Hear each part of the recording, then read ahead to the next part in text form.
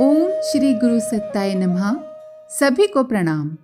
परम कृपालु सद्गुरु की कृपा साधक के सभी दोष दुर्मति जन्य विकारों का हरण करके उसे जीवन के परम लक्ष्य की प्राप्ति करा देती है।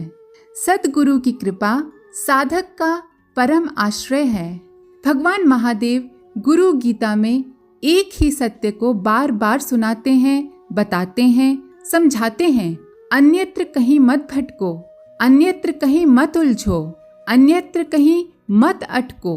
उन्हीं की शरण गहो जिन्होंने तुम्हें मंत्र का दान दिया, जिन्होंने जीवन की राह दिखाई, जो हर पल हर क्षण अपनी अजस्र कृपा तुम पर बरसाते रहते हैं। इस कृपा के धारण व ग्रहण की विधि बताते हुए भगवान सदाशिव माता पार्वती से कहते हैं, सद्गुरु कृपा से अपने जीवन में भौतिक, आध्यात्मिक, लौकिक, अलौकिक समस्त विभूतियों को पाने की चाहत रखने वाले साधक को सदा ही गुरुदेव की छवि का स्मरण करना चाहिए। उनके नाम का प्रति पल प्रति क्षण जप करना चाहिए। साथ ही गुरु आज्ञा का जीवन की सभी विपरीतताओं के बावजूद संपूर्ण निष्ठा से पालन करना चाहिए। अपने जीवन में कल्याण कामना करने वाले साधक को गुरुदेव के अतिरिक्त अन्य कोई भावना नहीं रखनी चाहिए। गुरु के मुख में ब्रह्मा का वास है, इस कारण उनके मुख से बोले हुए शब्द ब्रह्म वाक्य ही हैं। गुरु कृपा प्रसाद से ही ब्रह्म की प्राप्ति होती है।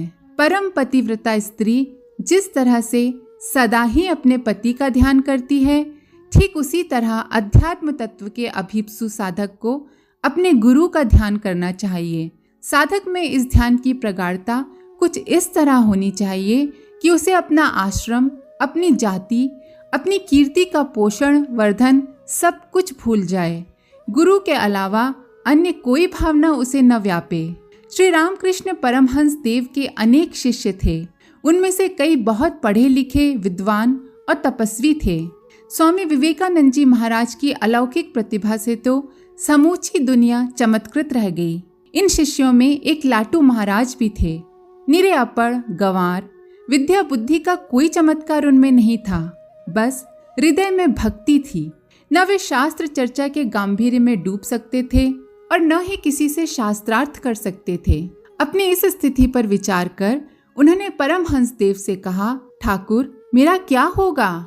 श्री ठाकुर ने उन्हें आश्वस्त करते हुए कहा, तेरे लिए मैं हूं ना, बस मेरा नाम स्मरण करने से, मेरा ध्यान करने से तेरा सब कुछ हो जाएगा। तब से लाटू महाराज का नियम बन गया, अपने गुरुदेव श्री रामकृष्ण परमहंस का नाम स्मरण, उन्हीं का ध्यान और उनकी सेवा।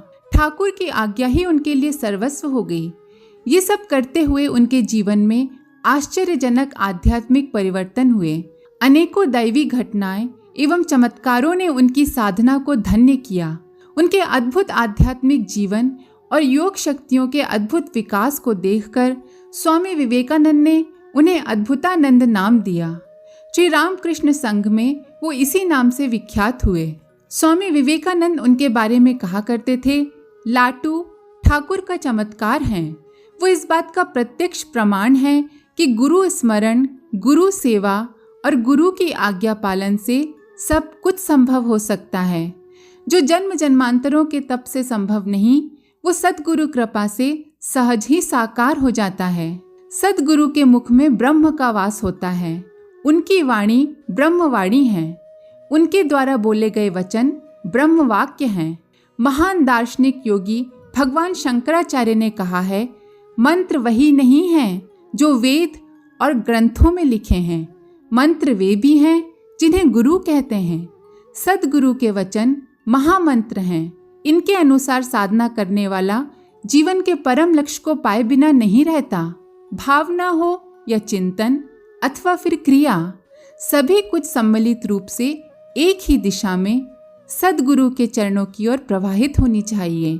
ध्यान रहे, इस महासाधना में अपना कोई बड़प्पन आड़े न आए, अपना कोई शुद्र स्वार्थ इसमें बाधा न बने। श्री रामकृष्ण देव कभी कभी हंसते हुए अपने भक्तों से कहते थे, कुछ ऐसे भी हैं जिनके मन में तो भगवान के प्रति और गुरु के प्रति भक्ति है, परंतु उन्हें लाज लगती है, शर्म आती है, लोग क्या कहेंगे। आश्रम एवं कुल की झूठी मर्यादा, अपनी जाति का अभिमान, यश प्रतिष्ठा का लोभ उन्हें गुरु की सेवा करने में बाधा बनता है। परमहंसदेव जब ये कह रहे थे तो उनके एक भक्त शिष्य मास्टर महाशय ने पूछा, तो फिर मार्ग क्या है? परमहंसदेव ने कहा, इन सब को छोड़ दो, त्यागो इन्हें तिनके की तरह।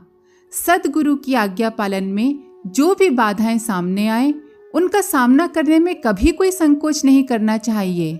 स्वामी विवेकानंद जी महाराज कहा करते थे, तुम अपने से पूछो, कोहम, मैं कौन हूँ? देखो तुम्हें क्या उत्तर मिलता है। हो सकता है तुम्हें उत्तर मिले, मैं पुत्र हूँ, पिता हूँ, पति हूँ अथवा पत्नी हूँ, माँ हूँ, पुत्री हूँ। ऐसे उत्तर मिलने पर और गहराई में उतरो, गुरु चरणों में और ज्यादा स्नेह बढ़ाओ, फिर तुम्हें एक और सिर्फ एक ही उत्तर मिलेगा, शिष्यो हम, मैं शिष्य हूँ। सारे रिश्ते नाते इस एक संबंध में विलीन हो जाएंगे।